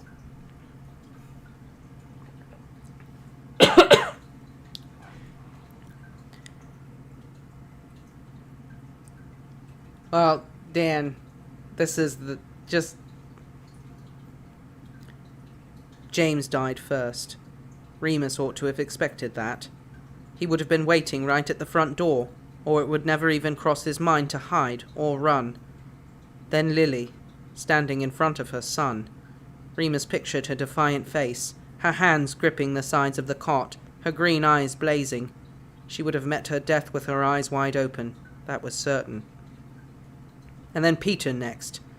Oh, Peter the idiot, the brave, ridiculous idiot. He must have heard about James and Lily. He must have known at once who was to blame. And after all those years in James and Sirius's shadow, Peter's first instinct had been to face Black himself. He'd inadvertently led Auras right to Sirius, so his brutal death hadn't been completely in vain. Right to Sirius. And there was the block. Like a curtain falling across the screen, Remus's mind wouldn't touch Sirius. He couldn't get there. He couldn't picture any of it. He supposed that this was his brain's way of protecting him. It hurt enough just knowing the bare facts. Mary came over as soon as she'd hung up the phone. She was the only person he could have tolerated anyway, and God, she was so strong. He lay his head on her lap, and she stroked his hair like a mother. "Sirius!" he wept over and over, clinging to his shirt. "Sirius!" "I know," she whispered back, tears streaming down her cheeks, dripping into his hair. I know. She'd brought a sleeping draught with her, and Remus drank it down greedily, eager for escape. While he slept, Mary packed up all of Sirius's things, all of his clothes, his records, his books. When Remus got up, the flat seemed almost empty. "I had Darren move 'em down to the garage," she explained. "You don't need to touch any of it until you're ready. The bike's gone. I don't know where." "He must have taken it," Remus said, feeling numb.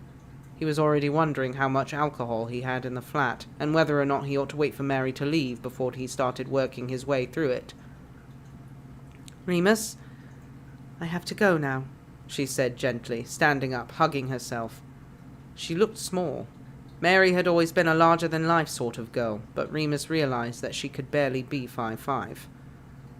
Yes, of course, he murmured. There was definitely some gin under the sink in the kitchen. I'll be gone for a while, she said. I'm going... Darren's taking me to Jamaica to stay with family. I need some time away. I don't know when I'll be back. Oh. He looked her in the eye properly. She wasn't wearing any makeup. He hadn't even seen Mary without eyeliner and lipstick since she was 12. Can someone stop by to see you? I don't mind making a phone call for you. I'm fine, he said. Don't worry about me. But I will, she said, smiling half-heartedly. Are you sure I can't contact anyone? There's no one, he said. I've got no one. Perhaps speak to Moody or Arthur? Yeah, good idea. Remus nodded. He didn't want to talk to anyone, but he didn't want her to worry. Do you know... What are we supposed to do now? I don't know.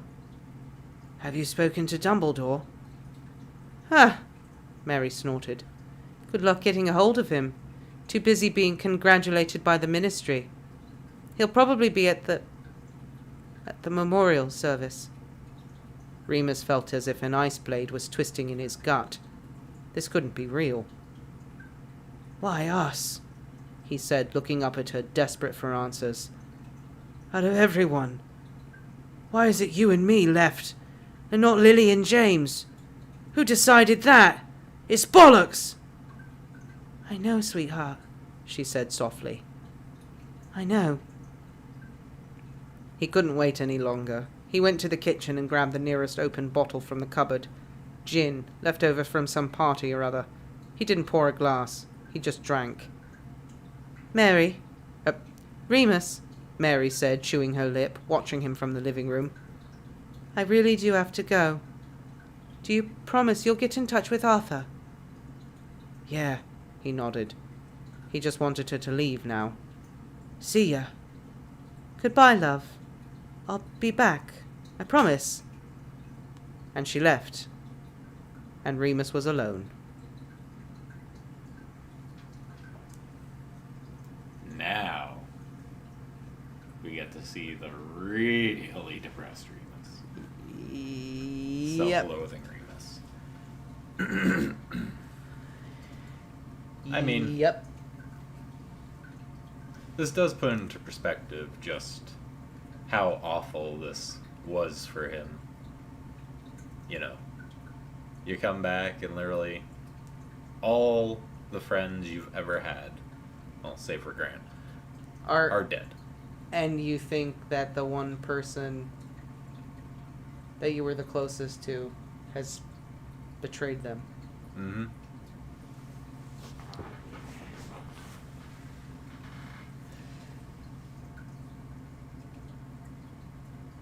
I think Peter's a hero. I think what the author was trying to do with the whole Sirius looking at him funny and Sirius being cold and distant is going to now be the author saying that Remus is going to say that's why Sirius was acting that way, because he was betraying them.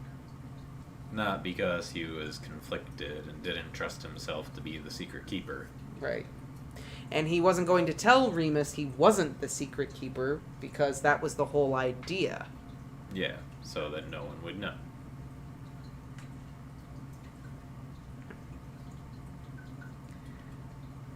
The whole point was that if anyone was going to be the secret keeper, they would have all thought it was Sirius, even Remus, so that it would be kept a secret. Exactly. Yeah, Dan, the author did this really well. Like, see, if she had just... Yeah. If they had just fast forward... Yeah. This would have been fine. I think the whole slowly, like, Sirius being distant and acting weird and Remus, like, being like, oh, what is going on with him? Why is he acting this way? Yeah, it was a nice build-up. It was a nice build-up, because you had it going for... Long, didn't seem just out of the blue. Yeah. And I think really Sirius was acting that way because of everything that happened with the werewolves, and he was suspicious of Remus. Mm-hmm. And thinking that Remus could be the mole. Yeah. And yeah, I think it was pretty well done. Remus being Remus, not wanting to talk about anything. Let it just build and build and build. Because, Remus just doesn't ever talk about anything. And finally he acknowledges that, like, I need to man up and have that conversation with Sirius, because obviously something's not right. Instead of just addressing it head on when it's happening, like, dude, why are you looking at me weird? You keep looking at me like I'm shit on your shoe. What's going on, Sirius? He just lets it go, and then it turns into this. Yeah. That's how Remus deals with stuff. Let it go until you can't let it go anymore. Yep. Remus is the Anna the Elsa of Harry Potter. Of Harry Potter. He's Elsa. Conceal, don't feel, don't let them know. Let it go. Let it go. Don't hold it back anymore. That perfect boy is gone. Here I stand in the full moon. Let the wolf rage on. The fleas never bothered me anyway. That was great. I was going to contribute, but you had it, like, down pat. I was like, I'm just letting this go. That was awesome.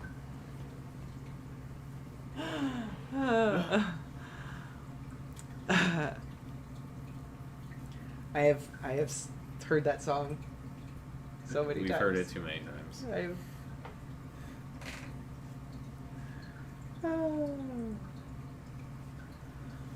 Thankfully, we didn't have to watch that movie as much because Rapunzel, Tangled, was like Ramona's Tangled movie. was the movie.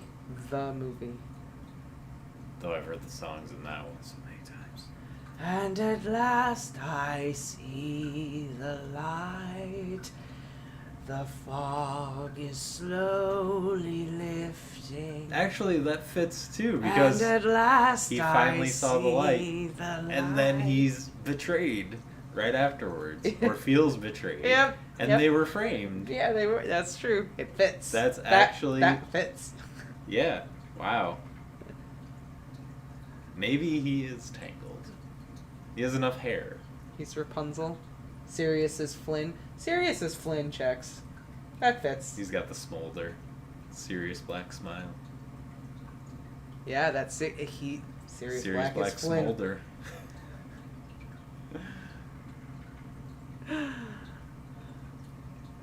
It all checks out. Kate says she loves your hair. Oh, thank you. It's a hot mess right now, but thank you. It is a party outside of our house. I guess so, because geez, Bailey. Here, you want to take this one who's not being loud and rude? Oh, this one who's being a nice baby? Ow, ow, ow. Do you want to check the temperature, too, when you get back on the man? Yeah. Ah! Stop it. She also says she likes our matching Jurassic Park shirts. Didn't even realize. Yep. Thank you. Yes, thank you. Oh, Maddie, you just watched Pride and Prejudice. Sweet. Well, we've got quite a few chapters up so far, so hopefully you're feeling it. What does it say? 78.4. Really? Okay. I put that other heat thing on there. What's he doing? He is under his water dish. Under his water dish? Yeah. Go look. What? Yeah, he got under his water dish. Is he stuck? I don't know. I assume not. But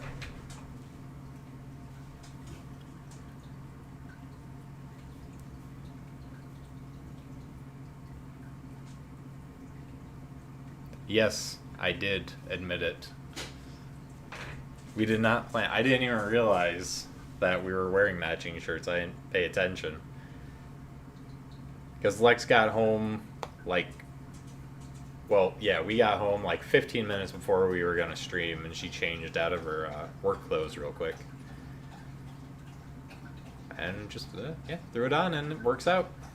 I don't know what the occasion is, but... What did you say?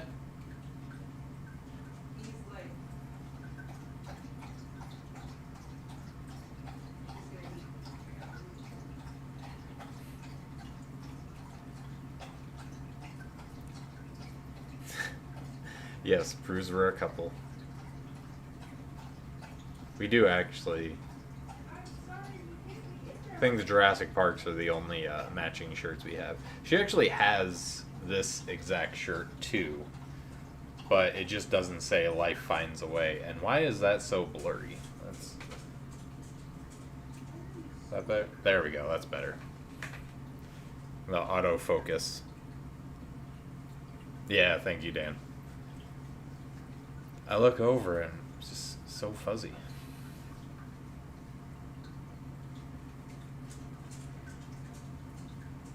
Oh man, I'm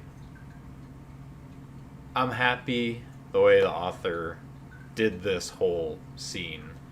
I was really concerned that things were going to go south real quick. This was something you cannot mess up.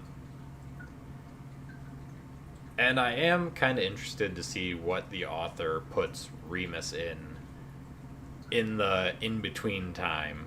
Between now and when he goes to Hogwarts.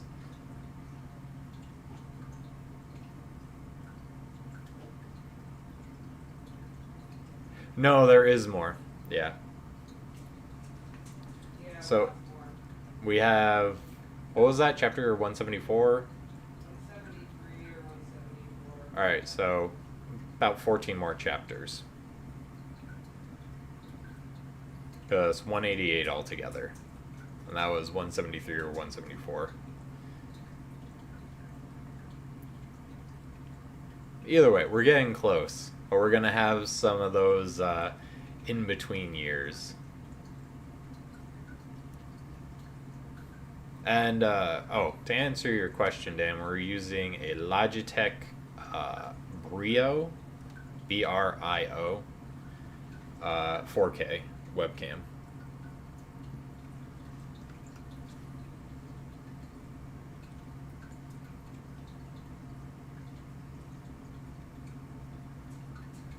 Yeah, lots to happen. I mean, I'm pretty convinced Remus is definitely going to fall into, like,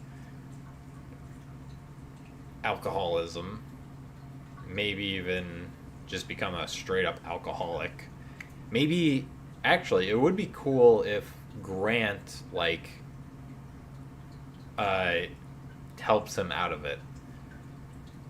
The way Remus has helped Grant so much with his problems, if Grant comes in.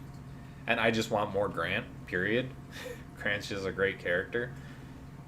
It would be really appropriate that he comes in and, you know, maybe throws an intervention for Remus or just helps pull him out of his depression.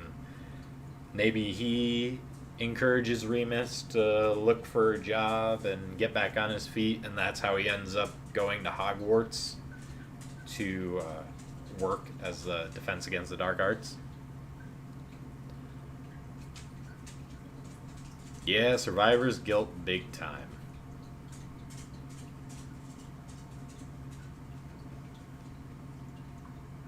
Yeah, Grant is...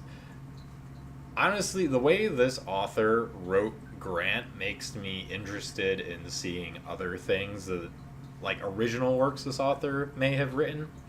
Because they did a really good job at writing Grant. You know, completely from scratch, probably the best character in this story. Well, yeah. James, he's also up there. I really like James. Wish there was more James.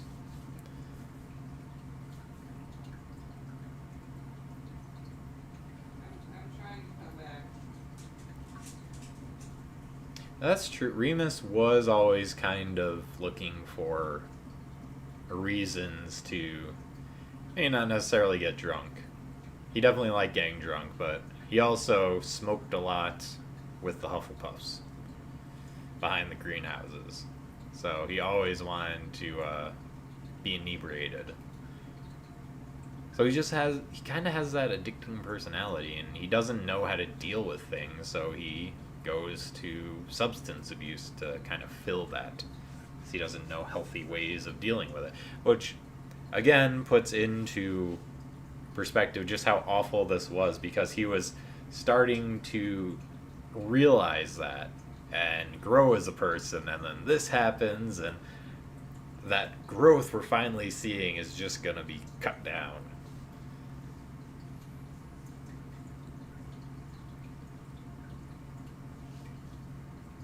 I wouldn't even label it as the gay relationship was written badly. It was just the relationship. It was just a total toxic relationship. Remus was abusive and just an a-hole to Sirius. Like, the whole build-up of the relationship was actually really good. It was after they were together. They just wrote it in such a toxic way. Makes me really wonder whether that was on purpose, or if the author just maybe never had a healthy relationship and they think that's how it goes. I don't know.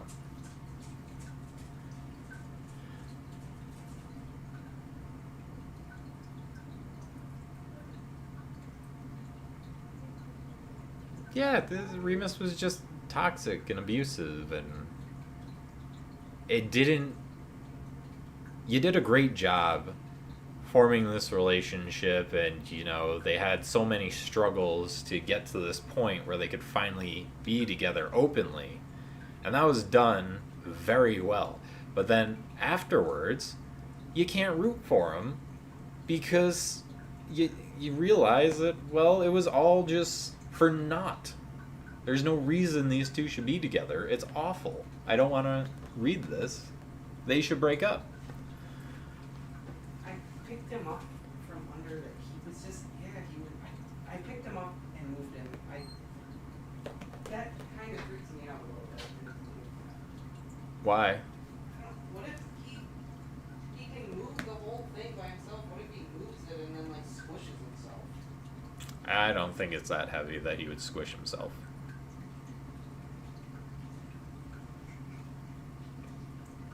Remus becomes almost...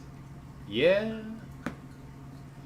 you kind of think that's how, I mean, you kind of make a good point. That might be going to the extreme, Dan, but yeah, Tom Riddle would definitely be that type of boyfriend that Remus was in the relationship. Just totally toxic and abusive.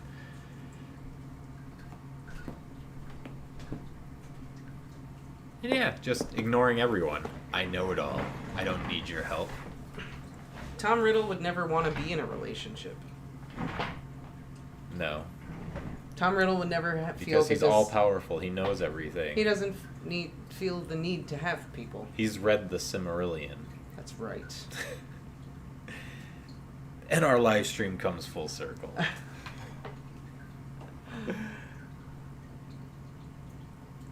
That's right. But to listen to everything you were saying, I tend to agree with that. There are a lot of things about this that were really, really well done. If Remus's relationship with Sirius hadn't been so toxic, I would have been a lot more okay with it. They could have had ups and downs, but it was toxic. Yeah. So... And that's what I mean. You could have had this moment where Remus loses everyone as absolutely devastating. Which it was, but it could have been more so, because you're really devastated because he just lost James and Lily. Yeah. And to an extent, Wormtail, because he doesn't realize that Wormtail was right, evil. he thinks what he We thinks. know what a scummy person Wormtail is, Yes, so we it do. doesn't really affect us too much. But after everything, the whole thing with Sirius, that doesn't really play a factor in it for me. No. Oh no, he feels bad about Sirius, well, that portion of this pain you feel is somewhat deserved on your part. Yeah. You have been a terrible boyfriend, and you've treated him poorly for the past... How long have they been together? They got together when they were like 17, so 4 years? Yeah, 4 years or whatever. I feel like if I hadn't been so turned off by Remus in that group of like 30 chapters, I would have more sympathy for him. And I'm having a hard time like feeling bad for him. Mm-hmm. That's why I mean, the author is a good writer, but they should have shortened it. They put too much in. Yeah, there was a lot of that relationship. Sometimes less is more. Yes.